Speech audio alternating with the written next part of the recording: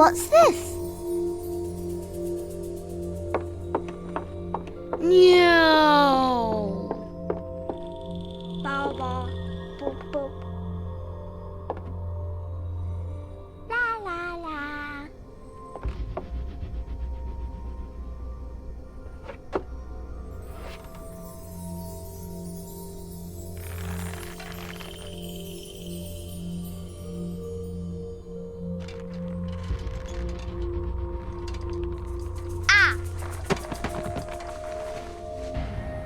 Ooh.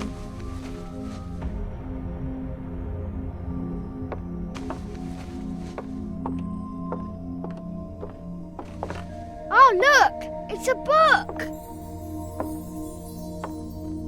Maybe it's a book about pirates with a treasure map. No, I don't think so. I wish that I had seen through all your lies. Oh, start from the beginning, not the middle. And so I decided to pick up my pen to relate the most disturbing episode of my life thus far. It all began early one morning in 1898, when Sherlock Holmes invited me to accompany him on a visit to the Marquis of Conyngham.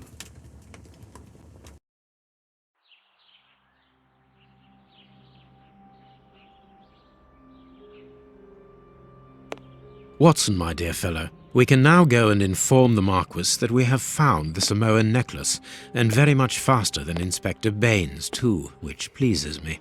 Have you really solved the theft, Holmes? And so quickly? I have indeed, Watson, and believe me, it was completely unnecessary to spread out all over London, as our friend Baines thought was best. He likes to boast that his methods are equal to mine, but once again the outcome has contradicted him.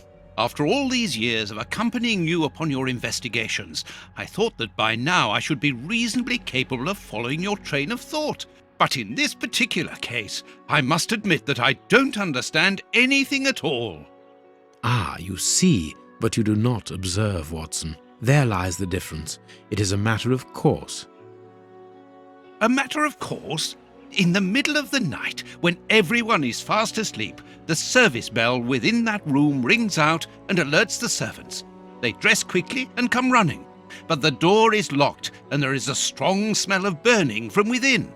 A few seconds later, the master of the house himself, the robbed Marchioness's husband, the Marquis of Conyngham, arrives and unlocks the door using the sole key. A fire has started inside the room, but they have managed to arrive in time to put it out. It is at that moment that the Marquis realizes that the famous Samoan necklace, which had been safe within its glass cabinet only a few hours earlier, has now disappeared. In order to explain, let us confirm my theory before the arrival of Inspector Baines.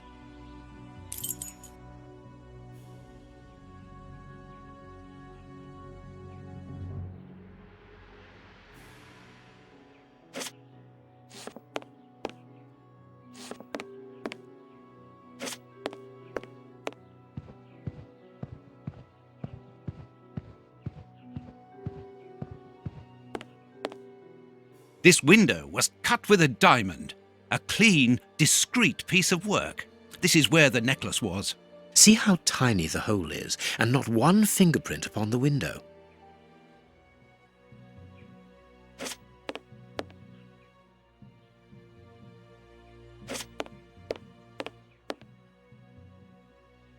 A mark undoubtedly made by a diamond. Someone tried to cut the glass, but he was interrupted. Therefore, the thief tried to escape through the window, but he was interrupted.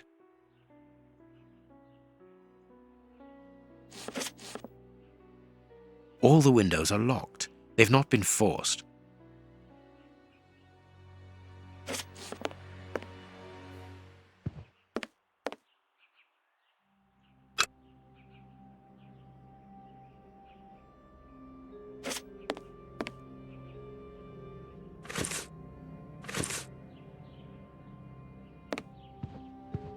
I need something. Let us examine the crumpled scores that have fallen off the piano. These sooty prints were left by a tiny hand. I don't understand why these music scores are covered with soot.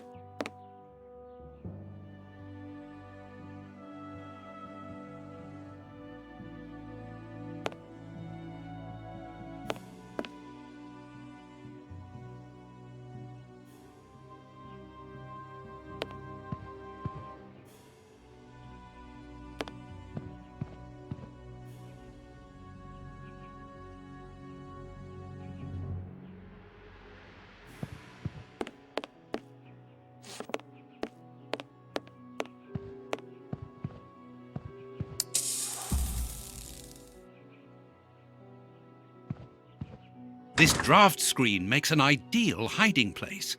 As the theft was committed at night, I conclude that the thief hid himself behind the draft screen and waited until he was alone in the room. Strange, there aren't any prints, yet I'm sure that the thief hid here.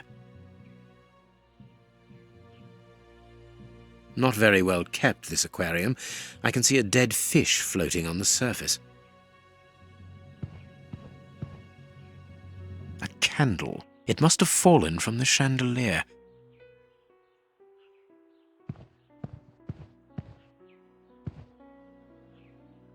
The chest wasn't opened. The necklace wasn't in it. Footprints! You are not going to get on your knees to examine them. There is no need. It is soot. The servants must have trodden in it while they were putting out the fire. Strange. There are some objects here that have been knocked over. The fire started here, just beneath the bell pull. Whoever pulled the cord would have had his feet in the fire, unless it was pulled before the fire started. These documents are not very interesting, even though they're addressed to the Minister of Maritime Affairs. The Marquis himself. When the servants arrived at the door, having been alerted by the bell, they saw evidence of the theft and the fire, but they didn't see the thief. This door is very hard to force. The Marquis is the only person to have the key. The thief could not get out through here until eventually, when the door was opened by the servants. Heading towards his chosen escape route, probably the window, the thief knocked over the stool, which then caught fire. But why didn't he try to put the fire out at once? Ah, Mr. Holmes, you're already here. Good morning, Inspector. You've arrived just in time. Scotland Yard arrives like the cavalry, always in the nick of time. Ah, but I know that satisfied expression, Mr. Holmes. Have you already solved the case? It's possible. We have retraced the thief's rather unusual footsteps. He is a true acrobat. But what I cannot understand is that when the servants entered the room, there was no one to be seen. An acrobat, perhaps, but an invisible one? I do not think so. The only explanation is that the thief escaped before the servants arrived. I don't know how, but there is no other way. Half a point for the doctor, nil for the inspector. I am pleased to see that you find the situation amusing, Mr. Holmes. Very well then, explain. Dr. Watson was correct when he mentioned acrobatics, but he is mistaken about the nature of the acrobat. As for you, Baines, you're quite incorrect, as the thief was in the room when the servants entered. Explain, for heaven's sake, Mr. Holmes. Watson, how could a thief be missed in the middle of 8 men? I don't know. Because he is very small? Stop teasing us, Holmes. Exactly, because he is small and remarkably agile, You're thinking of a monkey? and a trained monkey at that, without a doubt, a Leontopithecus rosalia from Central America. The animal had been hidden inside the room for several hours, calmly awaiting the signal from his master.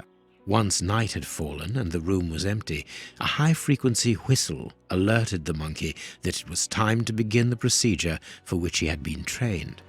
The monkey emerged from his hiding place and used the point of a diamond to open the glass cabinet and steal the necklace. He headed across to the window by the chimney, but knocked over the stool, which in turn knocked aside the fire guard and started the fire. The frightened monkey jumped from the chimney by swinging from the bell pull, thus alerting the house servants. He then went to the window and began to use his diamond to cut a hole, but was interrupted by the staff trying to gain entry via the door, and he panicked again. He ran across the piano, scattering the music scores onto the floor, before hiding inside the chandelier, knocking over a candle.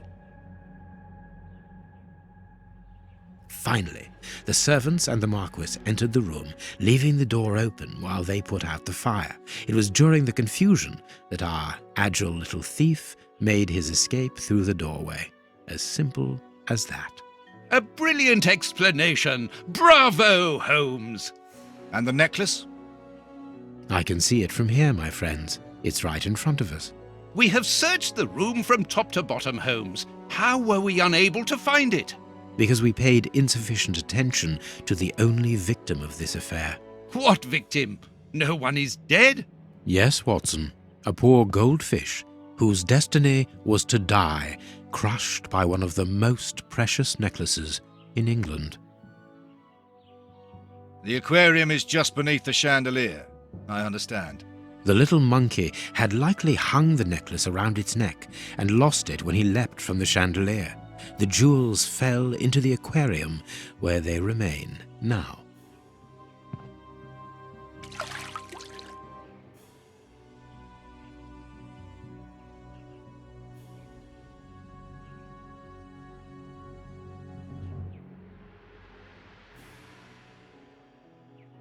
Marquis, here is your necklace, intact, just a little wet.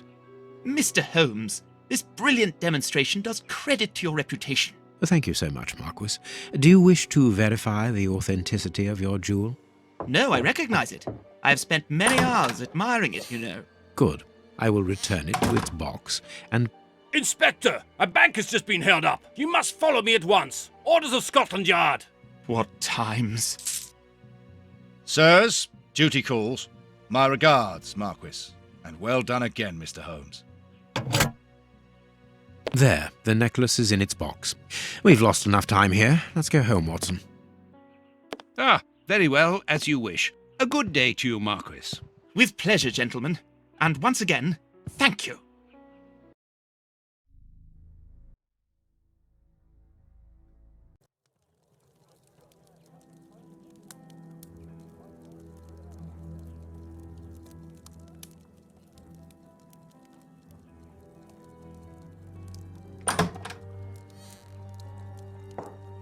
This morning's newspaper.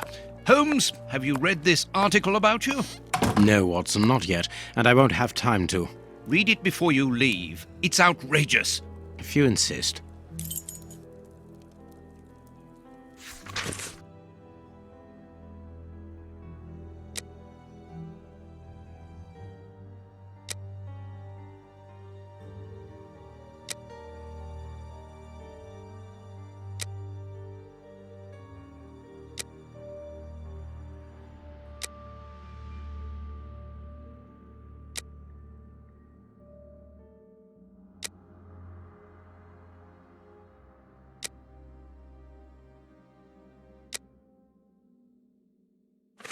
Prince Woodville, French culinary expert and bagpipe player, might be our next king.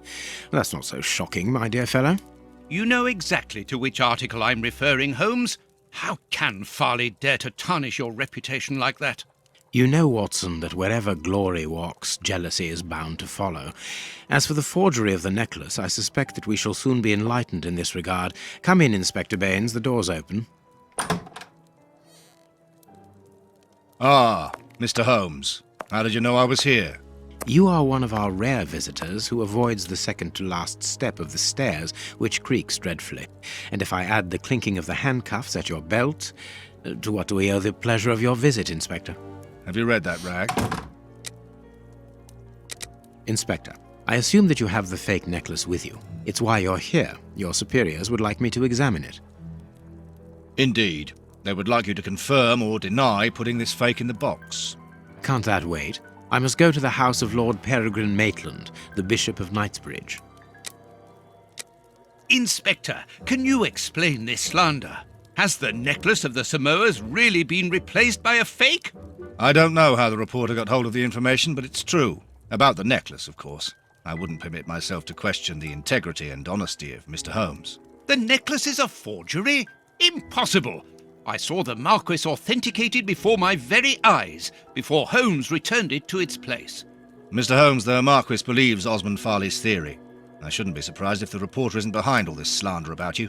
He's a freelancer, well known for his explosive and subjective articles. In any case, the Marquis assures us that you were the last person to have the necklace in your hands. Let's return to the Marquis's house, Holmes. I'm sure that we'll have no trouble in taking apart this theory. It is unnecessary. Such allegations collapse on their own, like one of Mrs. Hudson's soufflés. Let us leave the police to solve this problem and turn our attention to the matters in hand. Perhaps you are right, Holmes. And the Marchioness? She is beside herself. Without the necklace, her marriage is compromised. It is the principal item of the young woman's dowry. What a lovely marriage. Holmes, forgive me for insisting, but don't you want to examine the fake jewellery? Watson, I have an appointment, and it's out of the question that I arrive late. It will only take you a couple of minutes. You really must quell the suspicions put forward in this appalling article. If you will allow me, Inspector? Be my guest. Very well.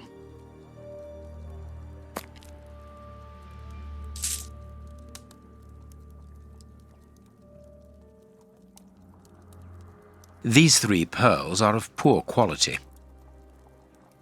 This pearl is a different color.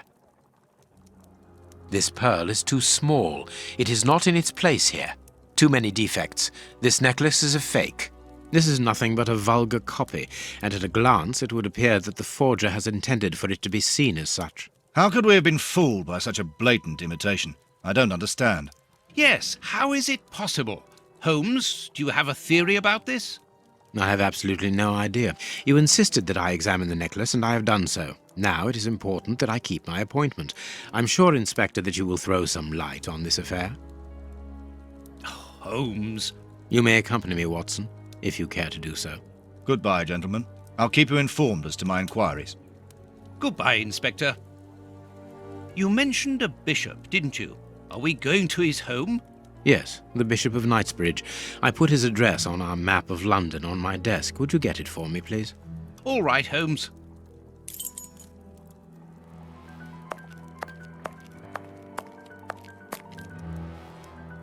I have found your map.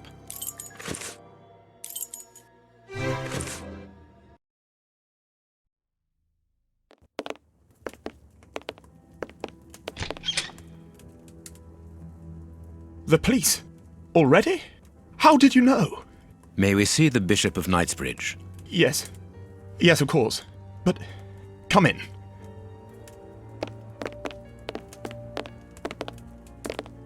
What has happened, Reverend? What? I don't know. It was last night, I think. I only just arrived, and I have made this macabre discovery. My God. How horrible. I haven't called anyone. How did you know that? Holmes, look! The Bishop, appallingly mutilated. How dreadful. Mutilated. And killed. He was such a good man. How could anyone be so brutal? Look at him. He is barely recognizable now. How could any of God's children be responsible for that? They were evidently unworthy children, Reverend. Now do please try to calm yourself and focus, because we will need your assistance. Do you have any idea as to the motive behind this? I haven't had time to do an inventory, but nothing appears to have been stolen. And anyway, His Excellency didn't own anything of great value. I don't know what else I can tell you. Note this down, please, Doctor. Doctor? But you aren't the police? No, Reverend. I am Sherlock Holmes, and this is Dr. Watson. We are here at the request of the Bishop. In that case, I must ask you to leave, and not to touch anything. I must get in touch with the authorities without further delay. Reverend, when the inspectors of Scotland Yard find themselves at a dead end, which they quite often do, I assure you, then they turn to me for help. If you will allow us to continue our investigation, then you shall have the answers to all of your questions. Out of the question! I don't even know you! I'm going to call the police, whether you like it or not. It would be better for everyone, Reverend, if you kept your temper. Watson, are you taking notes? This affair promises to be a complex one, therefore we must not overlook the slightest detail. Yes, Holmes, I am keeping a meticulous set of notes. I have created a very clever deduction board. One thing we can be sure of at the moment is that this crime was not for gain. The Reverend has informed us that nothing valuable was stolen, and indeed it would seem that the Bishop had nothing of any worth to take. Very good, Watson. Do continue.